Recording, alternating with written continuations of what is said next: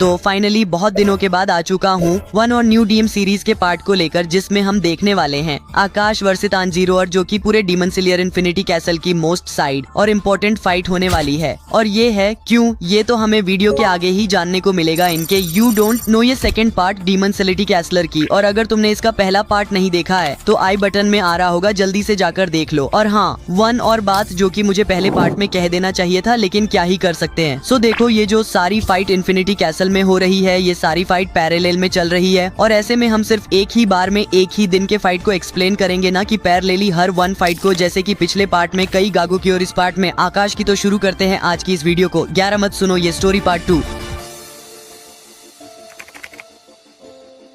तो पिछले पार्ट में जैसा कि हमने देखा कि कैसे आजाद जो कि तानजीरो और गिव के सामने आता है, देन सबसे पहली चीज जो कि हम देखते हैं मुजान को, जो अपने आप को एन ककून की तरह बना लेता है और लेडी तमायो को एब्जॉर्ब करने लगता है। इन सब चीजों से लेडी तमायो को इतना ज्यादा दर्द हो रहा था कि वो जोर जोर से चिल्ला रही थी और मदद की भीख मांग रही थी।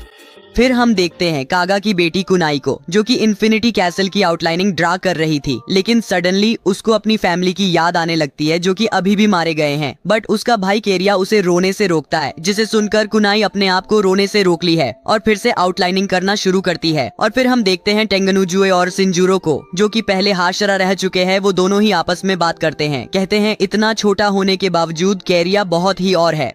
फिर सिंजर कहता है आज का दिन बहुत ही ज्यादा इम्पोर्टेंट होने वाला है, और कैसे सारे के सारे डीमन स्लेयर अपने जान पर खेलकर फ्यूचर की जनरेशन के लिए लड़ेंगे। जिसके बाद हम देखते हैं साकुन ज्यूरको डाकी को, जो कि नेजुको के सर पर पट्टी रख रहे थे क्योंकि निशु को धीरे धीरे ह्यूमन बन रही थी। और फिर साकुन ज्यूरको डाकी बहुत ही ज्यादा घबराने लगते हैं, क्योंकि उसी रात जो फाइट होने वाला था वो ही डिसाइड करेगा कि आगे डीमन स्लेयर वर्ल्ड में क्या होगा। और इतने एपिक मूवमेंट को विटनेस करने के लिए वो आज जिंदा है। और जब तानजीरो ऐसी पहली बार मिले थे तभी उन्हें समझ आ गया था कि कुछ तो बदलने वाला है, और इसीलिए ऐसी कहते हैं आज बिल्कुल मत हारना। और वही दूसरी तरफ आकाश तानजीरो पर हमला कर देता है, लेकिन सरप्राइजिंगली तानजीरो से डॉज कर लेता है और उसके पीछे जाकर हिनोक मिकागुर से उसका हाथ काट देता है। लेकिन आकाश भी एक अपर मुनत्री है आकाश अपने हाथ को इंस्टेंटली रिजनरेट करता है और तानजीरो के ऊपर अपने पंच से अटैक करता है, जिससे तानजीरो बहुत ही ज्यादा मुश्किल से बचता है उसके सन ब्रीडिंग फेक रेनबो को यूज करके, जिसको देखकर आकाश बिल्कुल शॉक रह जाता है, क्योंकि उसके इतने पावरफुल अटैक हो नहीं केवल उसने डॉज किया बल्कि उसके फेस पर वन कर भी मार दिया। और वही खैडीडीडीचा हुआ कि तानजीरो की इन पावर को देखकर बहुत ही ज्यादा शॉक में रह जाता है। और जीव को याद आता है कि तानजीरो पहले इतना वीक था, लेकिन अभी तानजीरो को देखकर कोई भी बता सकता है कि वो 1 लेवल पर है। और फिर आकाश को रनगोगु की बातें याद आती हैं, जब रनगोगु ने उससे कहा था तानजीरो कमजोर नहीं है, लेकिन जो भी हो आकाश अपने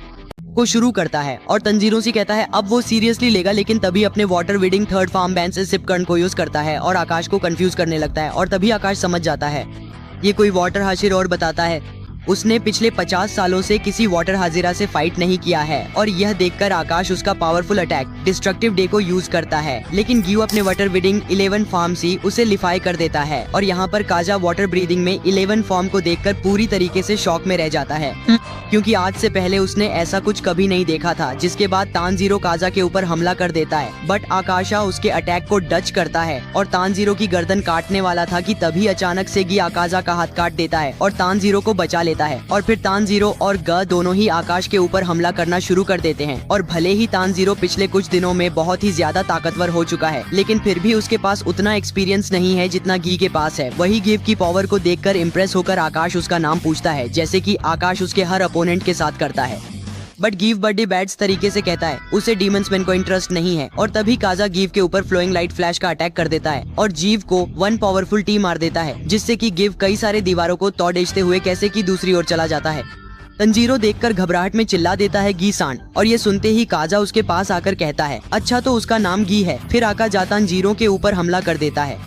इसके जवाब में तानजीरो यूज करता है सन ब्रीदिंग बोन बिडिंग सन, लेकिन आकाश का अटैक इतना ज्यादा पावरफुल था कि उसके झटके ऐसी तानजीरो दीवार वर्जा लगता है। और फिर आकाशा कहता है तुम बहुत ही कम टाइम में बहुत ही ज्यादा पावरफुल हो चुके हो, जो कि काफी तारीफ है। जिसके बाद आकाश गोकू को इंसर्ट करते हुए कहता है अगर वो कुछ दिन मेरी बात मान लेता तो आज वो 1 डीमन होता और उसका कमाल का टैलेंट कभी वेस्ट ही नहीं होता। लेकिन कुछ बेवकूफ में इतनी अकल कहाँ थी, जिसको सुनकर तानजीरो पूरी तरीके से गुस्से में आ जाता है है, लेकिन तभी आकाश कहता है तुम गलत समझ रहे हो, मैं कभी भी अपने अपोनेंट को डिसरिस्पेक्ट नहीं करता, लेकिन अगर वो कमजोर है तो उसकी बेइज्जती होनी ही चाहिए, और तो मुझे कमजोर लोगों से बिल्कुल ही चीट दे दी है। मैं चाहता हूँ इस दुनिया के सारे कमजोर मिट जाए। जिसको सुनकर तंजीर कहता है जो लोग आज भी है वही तो आगे जाकर स्ट्रॉन्ग बनाएंगे, और तुम पहले खुद भी कमजोर होगी जिसकी वजह से तुमने डीमन बनना एक्सेप्ट किया। और देखा जाए तो ये नेचर का ही है कि जो भी लोग स्ट्रॉन्ग है वो कमजोरों की मदद करे, और कैसे वन न्यू में भी कमजोर होता है, लेकिन इसका मतलब ये नहीं कि भी मार दे फ्यूचर में जाकर स्ट्रॉन्ग बनेगा। जहाँ पर तानजीरो ये सारी बातें कर रहा था वहीं आकाश को बहुत ही गुस्सा आता है, लेकिन आकाश कुछ समझ ही नहीं पाता है कि उसे गुस्सा क्यों आ रहा है, जबकि तानजीरो वन स्ट्रॉन्ग और वर्दी ओपोनेंट है। और तभी कोई आकाश के कंधे के ऊपर हाथ रखता है और कहता है वो लडज का बिल्कुल सही कह रहा है। हर कोई शुरुआत में कमजोर होता है, लेकिन बाद में जाकर वही तो स्ट्रांग बनते हैं। आकाश ये सुनकर बहुत ही ज्यादा इरिटेट हो जाता है और पीछे खड़ी डीढ़े बंदे के ऊपर अपना पंच मार देता है। लेकिन कमाल की बात तो ये है उसके पीछे कोई था ही नहीं, और ये देखकर दंजीरो कंफ्यूज हो जाता है कि अभी अभी उसने हवा में क्यों पंच मारा। लेकिन तभी आगाजा कहता है तुम सच में बहुत ही ज्यादा इरिटेटिंग हो, और तानजीरो के ऊपर 1000 फ्लैशेस अटैक कर देता है जिससे पूरी जमीन बिखरने लगती है, और तानजीरो इस अटैक से पेयरली ही बच पाता है। अब तानजीरो काजा से दूरी बनाने की कोशिश कर रहा था, क्योंकि अगर आकाश का एक भी अटैक सही जगह पर लैंड हुआ तो शायद तानजीरो आगे नहीं लड़ पाएगा। फिर तानजीरो काजा की फाइटिंग स्किल को समझने की कोशिश करता है, लेकिन आकाश उसको बिल्कुल भी टाइम नहीं दे रहा था और कांटे करे जा रहा था। लेकिन तभी तानजीरो आकाश के ऊपर सोरिंग फ्लेम हेज कर देता है, जिससे लगभग काजा का गर्दन कटी गया था। आकाश अटैक से पूरी तरीके से कंफ्यूज था, क्योंकि फ्लेम अटैक के दौरान उसे तानजीरो की तलवार ही नहीं दिखाई दी थी। वहीं दूसरी तरफ हम देखते हैं रणगोकू के छोटे भाई को, जो कि प्रे कर रहा था तानजीरो और बाकी सभी के लिए। फिर हमें पता चलता है रणगोकू के भाई नेघो की मदद से तानजीरो के लिए लेटर भिजवाया है, जिसमें बेसिकली समृद्धि के बारे में कुछ सीक्रेट लिखा था, लेकिन वो कह तानजीरो को लेटर दे ही नहीं पा रहा था, क्योंकि अभी तानजीरो के साथ फाइट हो रही थी आकाश की। और फिर आगजा तानजीरो की तलवार को पकड़ डाच लेता है, और तलवार को तो दचने ही वाला था कि तभी तानजीरो घबराहट में आकाश को एक मार देता है। लेकिन इस अटैक से आकाश को कोई फर्क ही नहीं पड़ा दचता, और वो बस तानजीरो की तलवार को तोड़ा दच नहीं वाला था। लेकिन फिर से हम देखते हैं गिव को आते ही आकाश के हाथ को काट कर अलग कर देता है, जिससे तानजीरो की तलवार बारट जाती है। और तब गिव कहता है बस अब बहुत हुआ, मुझे अब गुस्सा आ रहा है। और फिर हम देखते हैं गिव का वन एपिक फेस ऑफ, और तभी आकाश समझ जाता है कि गिव के सेंसर्स बेहतर हो चुके हैं और उसका बॉडी का मूवमेंट भी अब पहले से बेहतर हो चुका है। और फिर आकाश बोलता है जब कोई इंसान अपनी मौत की तरफ बढ़ता है तभी हमें उसकी असली ताकत दिखाई देती है। जिसके बाद गिव अनलॉक करता है अपना डीमन स्लेयर मार्क, फिर पूरी ताकत से आकाश के ऊपर हमला कर देता है, और आकाश भी गिव के ऊपर अपने डिस्ट्रक्टिव किलपन से अटैक कर देता है। लेकिन गिव बड्डी इसी तरीके से उसको डॉज कर लेता है, और आकाशा सोचता है अब वो इसके साथ टाइम बाज नहीं कर सकता, क्योंकि गिव डीम स्लेयर मार्क अनलॉक हो चुका है। और भी गिव करता है वाटर वरीदिंग फो फार्म स्ट्राइकिंग टाइट, और इस अटैक से आकाश का राइट हैंड कर जाता है। तानजीरो जो कि दूर से ही फाइट देख रहा था वो अब समझ चुका है कि गिव बहुत ही ज्यादा पावरफुल हो चुका है, और साथ ही साथ आकाश भी अपनी ताकत को इम्प्रूव कर रहा है, और उसका मूवमेंट भी बहुत ही ज्यादा फास्ट हो चुका है। देखा जाए तो स्टिक मामले में हमेशा डीमन ही जीतेंगे, और तो और ये फाइनल बैटल भी नहीं है, हमें अभी भी मुजानैसी भील दहाना है। और तभी ताजिरों को याद आता है कि जब आकाश ने रणगोकू के बारे में बात किया था तब उसने फाइटिंग स्पिरिट के बारे में भी कुछ बताया था, जिसके बाद तानजीरो कोके की बातें याद आती है। जब वन तानजीरो को उपता रहा था बैटल स्पिरिट अलग ही फीलिंग होती है। मेरा कहने का मतलब ये है कि जब मुझे कोई मारने के मकसद से हमला करता है तब मुझे अपने आप ही पता चल जाता है कि कोई मुझे मारने वाला है, और इसी चीज का यूज करके उसे अटैक को इजीली जॉज किया था। और फिर नोस्के कहता है वही अगर कोई मुझे बिना मारने के मकसद से देखेगा तो उसे फील करना बहुत ही ज्यादा मुश्किल हो जाता है। इनोस्के स्काई को एग्जाम्पल देते हुए कहता है कैसे बटरफ्लाई मेंशन में मैं जब अकेला बैठा हुआ था तब मेरे पीछे एक बूढ़ी दादी आकर बैठ जाती है, और कई घंटों तक बैठे रहने के बावजूद मुझे यानी नोस्के को कुछ भी फील ही नहीं होता। और वही अगर वो बूढ़ी दादी मुझे मारने के नजरों से देखती, वो भी बहुत दूर से, तो इनोस्के को ढीजी तरीके से पता चल जाता है कि कोई उसे मारने वाला है, जिसके बाद जीरो आइडिया मिल जाता है कि कैसे वो आकाश के ऊपर हमला करेगा। और तभी तानजीरो आकाश के ऊपर हिनोकामी कागुराइसी अटैक कर देता है, लेकिन आकाश उसको बड्डी इसी तरीके से पकड़ डीडीएच लेता है और उस पर हमला कर देता है, जिससे बड्डी ही मुश्किल से तानजीरो डोज करता है, और उसी पल तानजीरो समझ जाता है कि कहाँ पर गलती हो रही है। फिर हमें वन फ्लैशबैक दिखाया जाता है जहां पर हम देखते हैं तानजीरो के डैड तानजीरो को, और फिर तानजीरो कहता है मेरे डैड को मैंने कभी हुई न ही गुस्सा करते हुए देखा और न ही रोते हुए। उनके मुंह पर हमेशा एक छोटी सी स्माइल होती थी और उनका दिमाग हमेशा शांत रहता था। जब तानजीरो छोटा था तब वो अपने डैड से पूछता है कैसे आप हिनोकामी कागुरा को इतनी देर तक परफॉर्म करते हैं और आपके दिमाग में क्या चलता है। हालांकि ताजिरो छोटा बच्चा था, बट फिर भी वो समझता था कि रात भर इस डांस को परफॉर्म करना कोई छोटी बात नहीं है। और तो कुछ टाइम तक तंजील बहुत ही ज्यादा बीमार थे, जिसके बाद तंजील पूछता है कि क्या वो अगले साल इस डांस को परफॉर्म कर सकता है। और ये सुनकर तांजलो के डैड कहते हैं, इतनी चिंता करने के लिए तुम्हारा शुक्रिया, और बोलते हैं, इस देश को मैं हर साल परफॉर्म करता हूँ, लेकिन आज तक मुझे एक भी बार थकान महसूस नहीं हुआ। इस डांस को 10-12 घंटे परफॉर्म करना पड्डी डी डसता है। ताजोके बोलते हैं कि जब वो जवान थे तब इस डांस को इतनी देर तक परफॉर्म करना लगभग नामुमकिन था, लेकिन फिर उन्होंने इस डांस में जितने भी फालतू के पार्ट थे उनको रिमूव कर दिया और इस डांस को थोड़ा सा अपग्रेड कर दिया, जिससे वो बिना थके और सही ब्रिजिंग स्टाइल ऐसी कई घंटों तक इस डांस को परफॉर्म कर सकते हैं।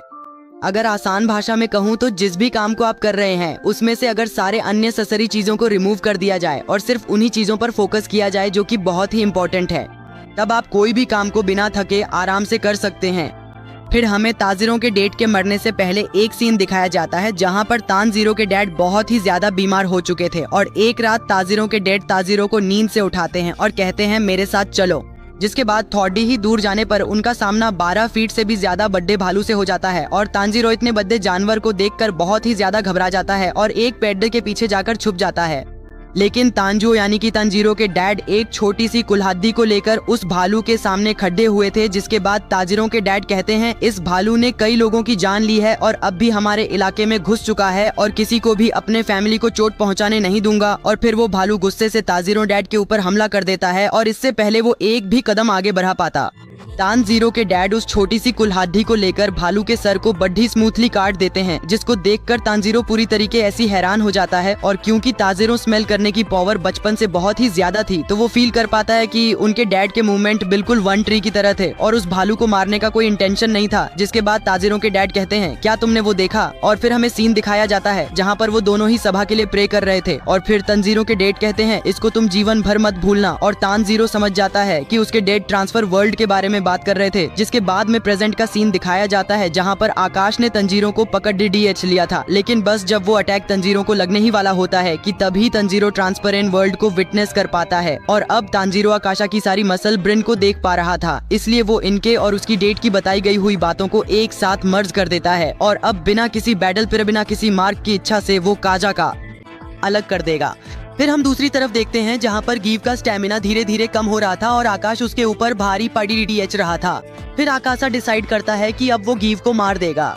वही तानजीरो इस फाइट को बड़े गौर से देख रहा था और तो ट्रांसपेरेंट वोल्ट को भी देख पा रहा था। और फिर आकाश गी की तलवार को तो डीएच देता है, जिसके बाद आकाश कहता है कि बस अब तुमने मुझे बहुत ही ज्यादा एंटरटेनमेंट कर लिया, लेकिन अब समय आ चुका है तुम्हारे मरने का। और गिव के ऊपर 15 लैंड करने ही वाला था कि तभी तानजीरो आकर आकाश के हाथ को काट कर अलग कर देता है और आकाश को समझ नहीं पाता होता है कि अभी अभी क्या हुआ। हालांकि वो ये तो समझ गया कि तानजीरो अब बहुत ही ज्यादा बदल चुका है और उसकी प्रेजेंस पहले से बहुत ही ज्यादा अननोइंग हो चुकी है और आज बिना टाइम वेस्ट किए उसका सबसे powerful attack and style critic blue metal glow को एक्टिवेट कर लेता है और इस अटैक को डॉ करने के लिए डेड काम का यूज करता है। लेकिन यह अटैक के सामने बेकार था और इस अटैक से दीवार भरा लगता है और फिर कहता है, तुम भी रेनगो को की तरह हो, लेकिन तुम कुछ अलग ही बात है, तो इसलिए अच्छा ही होगा कि तुम मेरे ऑफर को एक्सेप्ट कर लो और 1 डीमन बन जाओ। लेकिन बात तो ये है, उसे लगता है कि उसके इस अटैक ऐसी तानजीरो मर चुका है। हम सब देखते हैं कि तानजीरो उसके पीछे खड़ी दीढ़ा है और क्योंकि अब भी आका जाका ध्यान की तरफ है तो वो सोचता यही अच्छा मौका है, लेकिन तभी तानजीरो चिल्ला देता है, ये कहकर कि काजा मैं तुम्हें मार दूंगा, और आज तानजीरो के ऊपर हमला कर देता है। लेकिन तानजीरो उस अटैक को इजीली डॉज कर देता है और तभी आकाश को रियलाइज होता है कि वो तानजीरो की बैटल स्पिरिट को फील ही नहीं कर पा रहा है, जिससे कि उसके मूवमेंट का अंदाजा लगाना लगभग नामुमकिन हो चुका है। और आज कुछ समझ पाता इससे पहले तानजीरो यूज कर देता है सन बिडिंग सिटिंग सन, और देखते ही देखते आकाश का सर धट डीएच से अलग हो जाता है और यह देखकर गिव पूरी तरीके से शॉक रह जाता है। अब कोर्स या तानजीरो ने अभी अभी आपसे अलग कर दिया है और उसके आखिरी समय पर वो यही सोच रहा था कि आखिर तानजीरो का बैटल स्पिरिट कहाँ गया। इन शॉर्टू सेल कर रहा था कि वो 1 से फाइट कर रहा है और यहाँ पर काजा समझ जाता है कि तानजीरो ने स्टेट को मास्टर कर लिया है, जिसको आकाश हमेशा से ही मास्टर करना चाहता था। आकाश अपने कटे हुए सर को पकड़ डांचता है और जोड़ने की कोशिश करता है और तभी पीछे से अपने टूटे हुए तलवार से उसके ऊपर मार देता है, जिससे कि उसका सर फाइनली नीचे गिर जाता है और फाइनली आकाश का सर डिसइंटीग्रेट होने लगता है, जो देखकर गिव और तंजीरों को राहत मिलती है क्योंकि उन्हें लग रहा होता है कि आकाश मर जाएगा, लेकिन इतनी जल्दी नहीं। भले ही उसका सर डिसइंटीग्रेट हो चुका है, लेकिन उसकी बॉडी अभी भी हिल रही है और अचानक से उसका बॉडी ब्लड डीमार्ट डिस्ट्रक्टिव डेट को एक्टिवेट करता है। इससे पहले ताजिरों को समझ पाता, उससे पहले ही आकाश अपने डिस्ट्रक्टिव ऐसी ताजिरों के ऊपर हमला कर देता है जिससे तांजीरो दीवार पर लगता है और बेहोश हो जाता है। आकाश ताजिरों ऊपर और हमला करता उससे पहले जीव अपने वाटर विधि स्ट्राइकिंग टाइट सी तांजिलों को बचा लेता है और आकाश के बॉडी में आए कट पहले से भी ज्यादा जल्दी से ही हो जाता है। और इसे देखकर गिव बहुत ही गुस्से में आ जाता है और कहता है कि अगर उसे तांजीरों को मारना है उससे पहले मुझे मारना होगा, क्योंकि अब वो अपने दोस्तों को मरते हुए नहीं देख सकता। और इस बात को सुनते ही आकाश को किसी की याद आती है जो कि कहता है तलवार हमारे दिलों पर है और जिस चीज से हम लड़ेजते हैं वो है हमारे हाथ। लेकिन इन सब चीजों से आकाश को कुछ याद ही नहीं आता और वो फिर से के साथ लड़ेजने वाला होता है कि तभी एक लड़ेज का हाथ पकड़ लेती है और कहती है, हाँ कोजी सा, अब वो समय आ चुका है कि जब तुम ये सब बंद कर। तो वही दूसरी तरफ देखता है कि आकाश अब लड़ने के मूड पर आ चुका है, लेकिन अब गिव की हालत नहीं है कि वो आकाश से थोड़ा सा भी और लड़च पाए। जो चीज उसको खड्डे रख रही है वो है उसकी वृद्धि और इसी वजह से वो समझ ही नहीं पाता है कि वो अब आकाश से लड़ेगा कैसे। लेकिन जो भी हो, वो इस बार तंजीरों को मरने नहीं देगा। आकाश फिर से गिव की तरफ बढ़ता है, लेकिन फिर से वो लड़च की आकाश का हाथ पकड़ लेती है और हाको जी को रुकने के लिए कहती है, लेकिन आकाश कुछ समझ ही नहीं पाता और कहता है, तुम कौन हो, तुम्हें क्या चाहिए। और फिर वो लड़ेच की कहती है, अब टाइम आ चुका है कि हम लाइफ में जाए, जिस पर आकाश कहता है उसे जीरो और को मारना होगा। और वो लाडे डीएच की कहती है कि तुम उन्हें क्या मारना होगा, जिस पर आकाश कहता है मैं उन्हें मारकर और भी ज्यादा स्ट्रॉन्ग बनूंगा। और जब वो लाड डीएच की पूछती है कि तुम्हें स्ट्रॉन्ग क्यों बनना है, जिसके जवाब में आकाश कहता है कि मैं स्ट्रॉन्ग नहीं बना तो मैं अपने डैड के लिए दवाई नहीं ला पाऊंगा। एंड दिस पॉइंट हमें डीमन सबसे सैडेस्ट बैक स्टोरी पता चलता है, जहां पर डीन बनने से पहले आकाश का नाम हाकू जी था। गांव वालों ने चोरी करते हुए पकड़ डीडीएच लिया था और उसको रस्सियों से बांध कर रखा था और तो और उसके शरीर पर डेटस बना दिया था, जिससे कि यह पता चल जाए कि वो बच्चा एक चोर है। और हाकू जी को इन लोगों ने बहुत ही ज्यादा मारा होता है, जिससे उसकी बॉडी पर हर जगह खून के ही निशान होते हैं। फिर उस बच्चे को गांव के मुखिया के सामने ले जाया जाता है। वो गांव का मुखिया ये देखकर हैरान था कि उस बच्चे को इतना मारने के बावजूद वो बच्चा अभी भी हंस रहा था। इसीलिए गांव का मुखिया उस बच्चे को डिमन चाइल्ड नाम से घोषित करता है, जिसके बाद हाकू जी को वो लोग छोड़ डीएच देते हैं और हाकी दौड़ते हुए अपने घर की तरफ जा रहा था। लेकिन इतने में ही एक बुरा इंसान हाकू जी को पकड़ डीएच कर कहता है, तुम्हारे डैड को जब पता चला तुमने चोरी किया है सिर्फ और सिर्फ उसके बीमार डैड को खिलाने के लिए, तब उन्हें इतना ज्यादा बुरा लगा कि उन्होंने आत्महत्या कर लिया। जिसे सुनकर हाकू जी पूरी तरीके से शॉक में रह जाता है। जिसके बाद हाकू जी अपने डैड का अंतिम संस्कार करता है और उनका आखिरी लिखा हुआ लेटर पढ़ देता है, जिसमें लिखा था कि बस वो एक बोझ थे हाकू जी के लिए और वो कभी भी नहीं देख सकते अपने बेटे को चोरी करते हुए। एंड इसीलिए वो हाकू जी के सिर ऐसी थोड़ा बोझ कम कर रहे हैं और वो है, मैं चाहता हूँ तुम पूरी तरीके से वन नॉर्मल लाइफ जी हो, जहाँ पर तुमको कोई भी गलत काम नहीं करना पड़े। एंड इस मूवमेंट पर हाको जी को बहुत ही ज्यादा गुस्सा आता है और हकाजी कहता है, अगर मेरे डैड को मुझसे इतनी प्रॉब्लम थी तो वो मुझे बता सकते हैं, लेकिन सुसाइड करना तो कोई ऑप्शन ही नहीं था उसने उस दिन। जितनी मार उससे 10 गुना ज्यादा मार खा सकता है सिर्फ और सिर्फ पेट डैड के लिए। जिसके बाद उसे गुस्सा आता है इस इंसानों की बनाई हुई सोसाइटी पर। फिर हाको जी इस गांव को छोड़ डीएच कर दूसरे गांव में चला जाता है, जहां पर उसकी लड़ाई हो जाती है कुछ गुंडों से, जिनको हाकू जी टल तरीके से मारता है कि कोई भी यकीन ही नहीं करेगा कि कोई 11 साल का बच्चा भी ऐसा कर सकता है। और तो और हाको जी के दिमाग में सिर्फ एक ही बात चल रही थी कि उसके डैड ने किसी का भी बुरा नहीं किया, लेकिन फिर भी सोसाइटी की प्रेशर में उन्होंने आत्महत्या कर लिया। तभी उस गांव का 8 मास्टर वहां पर आता है, जहां पर हाको जी ने उन लोगों को मारा था। और जैसे ही उस मास्टर आर्टिस्ट को ये बात पता चलती है, तब वो उस छोटे से लड़ी डीएचके से कहते हैं कि तुम मेरा डोजो ज्वाइन कर लो। हालांकि हाकू जी साफ साफ मना कर देता है, लेकिन कैसे भी करके उस मास्टर ने हाको जी को मना लिया होता है और इसकी वजह से मास्टर केजो और कोयो की दोनों ही मारे जा चुके हैं। और इस बात को सुनते ही हाकू जी पूरी तरीके से हैरान रह जाता है। जिसके बाद हमें एक सीन दिखाया जाता है, जहां पर हाकू जी को की और मास्टर केजो की बॉडी को देखते हुए कहता है, मैं कभी भी अपने फैमिली मेंबर को नहीं बचा पाया। फिर हाकू जी को याद आता है कि कैसे वो इसी साल कोयोकी के साथ बीच फायर वॉक्स देखने के लिए गई थी, जहां पर कोयोकी उसे याद दिलाती है 8 ऐसी चीज के बारे में जो भले ही हाकू जी भूल चुका था, लेकिन कोयोकी कभी नहीं भूल सकती। जब वो दोनों ही बचे थे, तब हाकू जी ने कोयोकी को कहा था कि अगर साल फायर बॉक्स नहीं भी देख पाए तो अगले साल या फिर उसके अगले साल कोयोकी पूरी तरीके से ठीक हो जाएगी और वो दोनों ही एक साथ फायर बॉक्स देखने के लिए जाएंगे। और ये छोटी सी बात को की के लिए इतनी ज्यादा इमोशनल इसलिए थी क्योंकि वो बचपन से ही बहुत ज्यादा हुई थी। एंड डॉक्टर्स को भी नहीं पता था कि वो और कितने साल जीगी और अपनी बीमार बेटी का ख्याल न रख पाने के कारण उसकी मॉम ने भी सुसाइड कर लिया था। लेकिन वही दूसरी तरफ हाकुजी, जिसे कोकी पर पूरा भरोसा है, और तो और हाकुजी उससे हमेशा नॉर्मल तरीके से बर्ताव करता था ना कि एक बीमार इंसान की तरह। और उसी दिन कोयोकी फायरवॉक्स देखते हुए हाकू को शादी के लिए प्रपोज कर देती है, जिसके जवाब में हाकुजी बिना सोचे समझे हाँ कह देता है और कहता है वो सबसे ज्यादा स्ट्रॉन्ग बनेगा और कोयोकी को प्रोटेक्ट करेगा। लेकिन कोयोकी और मास्टर दोनों ही मारे जा चुके हैं, तो उसका वो वादा किसी काम का ही नहीं रहा। और फिर हमें वन ट्रेजिक इंसिडेंट बताया जाता है।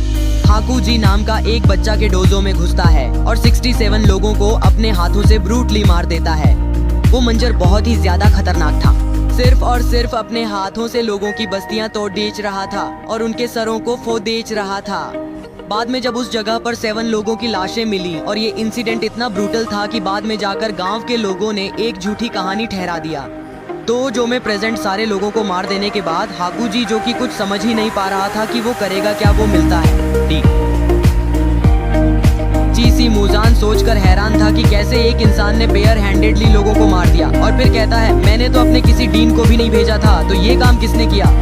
जिसके बाद हाकुजी, जो कि मुजान के सामने खड़ी दीढ़ा था, वो कहता है मेरे सामने से हट जाओ वरना मैं तुम्हें मार दूंगा। लेकिन मुजान हाकुजी के सर के 8 बार अपना हाथ घुसा देता है, ये कहते हुए कि तुम बहुत ही ज्यादा स्ट्रॉन्ग हो, इतने ज्यादा स्ट्रॉन्ग कि तुम एक अपर मूल भी बन सकते हो। क्या तुम एंड डीमन बनना पसंद करोगे। जिसके जवाब में हाकुजी कहता है मुझे कोई फर्क ही नहीं पड़ता, और फिर हाकुजी बन जाता है। पर काजा डीमन बनने के बाद आकाजा अपने पूरे मेमोरीज को भूल जाता है और उसे सिर्फ याद रहता है कि उसे स्ट्रॉन्ग बनना है, जबकि असलियत में अब उसके पास प्रोटेक्ट करने के लिए कुछ था ही नहीं। और फिर आका कहता है मेरी लाइफ वन बेकार स्टोरी के अलावा और कुछ नहीं है। फिर प्रेजेंट में हम देखते तानजीरो, जो कि अब हौज में आ चुका था। वो ये देखकर हैरान था कि अभी भी काजा नहीं मारा। इनफैक्ट उसने अपना आधा सर रिजनरेट कर लिया है और आकाश के कुछ करने से पहले तानजीरो हो कमी काबरा को एक्टिवेट कर लेता है। लेकिन इस पॉइंट पर तानजीरो इतना ज्यादा कमजोर हो चुका था कि उसके हाथ से तलवार छूट जाती है। लेकिन क्योंकि अब वो आकाश क्लोज था, तो वो आकाश को एक पंच मार देता है और इस पंच को खाकर आकाश को मास्टर केजो की पंच की याद आ जाती है। और तब भी उसे याद आता है कि उसे वीक लोगों से इतना ज्यादा चिढ़ क्यों है, क्योंकि वे लोग हमेशा पीछे से वार करते हैं और दूसरों कुएं में पॉइजन डालते हैं, कभी भी फेस टू फेस लड़ाई नहीं करते हैं।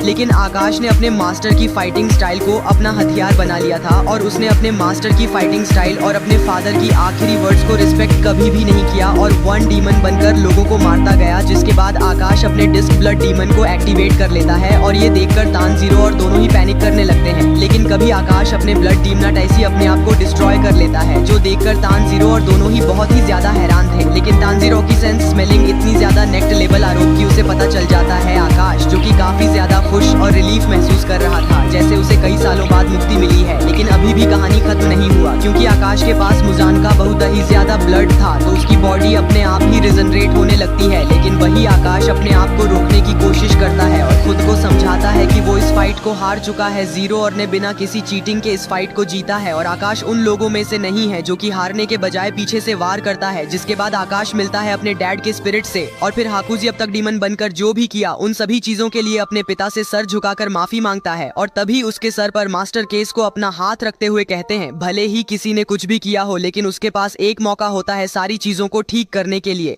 लेकिन तभी मुजान काजा का सर पकड़ डीडीएच लेता है और धमकाने लगता है कि अब वो एक इंसान नहीं है, उससे अपनी मास्टर की बात माननी पड़ेगी, जिससे कि आका की बॉडी और जल्दी रिजनरेट करने लगती है। लेकिन गैस व्हाट, वहाँ आर्कोयोकी की स्पिरिट आ जाती है और वो कहती है अब समय आ चुका है आफ्टर लाइफ में जाने का, तो तुम अब ये सब बंद कर सकते हो। भले ही क्यों मुजाना का दाका बॉडी कर रहा था, लेकिन एंड दी एंड हकोजी की विल पावर जीत जाती है और वो फाइनली को युकी से गले मिलती है और रोते हुए को युकी से माफी मांगती है और कहता है कि उसने अपना किया हुआ प्रॉमिस पूरा नहीं कर पाया और वो मास्टर के जो कोको नहीं बचा पाया। लेकिन कोयोकी को इस बात से कोई शिकायत नहीं थी और कहती है अब हम एक साथ आफ्टर लाइफ में जा सकते हैं। और जिस पोजीशन में वो कोयोकी से गले मिलती है उसी पोजीशन में आकाश की बॉडी डिसइंटीग्रेट हो जाती है और आकाश के साथ कोयोकी भी हिले चली जाती है और फाइनली ये बैटल खत्म हो जाती है, जो देखकर तांजी दोनों ही बहुत ही ज्यादा रिलीफ फील करते हैं और कहते हैं क्या अभी हम लेडी तमायो के पास जा सकते हैं। लेकिन दोनों में से किसी के पास इतनी ताकत नहीं थी और जहाँ पर तानजीरो बेहोश हो जाता है वही अपने तलवार पर सर रखकर बेहोश हो जाता है और फिर ये क्रोध क्रोध जो कि सारे लोगों को इन्फॉर्म करता है कि अपर मंत्री मारा जा चुका है और जिन्होंने उसको मारा है तानजीरो और दोनों ही अभी बेहोश हैं। और फिर इन्फिनिटी कैसल में हमें कहीं बारको को बो को दिखाया जाता है जो कि अब आकाज़ाकी प्रेजेंस को फील नहीं कर पा रहा था। वो बहुत ही गुस्से में अपने आसपास के पिलर को एक ही झटके में काट देता है और कहता है तुम बहुत ही ज्यादा कमजोर हो आजाद, लेकिन फिर भी मुझे तुमसे यह उम्मीद नहीं थी। जिसके बाद हम देखते हैं पर डोमा को जिसने अभी अभी एक हाशिर को खा लिया है। अब भी हीरा कौन है ये तो तुम्हें नेक्स्ट पार्ट में पता चलेगा, लेकिन तुम्हें पहले से ही पता है तो कमेंट में जरूर बताना। So back to the topic, Doma कहता है कि बहुत ही ज्यादा अच्छा डीमन था लेकिन वो कभी भी मेरे जैसा स्ट्रांग नहीं बन पाया, शायद इसलिए कि वो कभी भी ओमेन को नहीं कहता था और लड डीएचक्यू को मारना उसके के खिलाफ था। लेकिन डोम के हिसाब से लड डीएचक्यू की बॉडी में बहुत ही ज्यादा होते हैं एज कम्पेयर टू मैन, लेकिन फिर भी डोमा को इन सभी चीजों से कोई फर्क ही नहीं पड़ता और वो अपने सामने खड़ी लड़की से उसका नाम पूछती है जिसके जवाब में वो कहती है सुयूरी कनाऊ। तो तुम लोग अब समझ चुके होंगे कि हम नेक्स्ट पार्ट में देखने वाले हैं डोमा की फाइट को, जो कि काफी एपिक फाइट होने वाली है। तो मेक श्योर तुमने चैनल को सब्सक्राइब कर रखा है। और हाँ, इस वीडियो में हम एक लाइक टारगेट रखते हैं, डेट इज 1 की लाइक्स, और अगर तुमने ये टारगेट जल्दी कंप्लीट कर दिया तो नेक्स्ट पार्ट जल्दी ही आ जाएगा।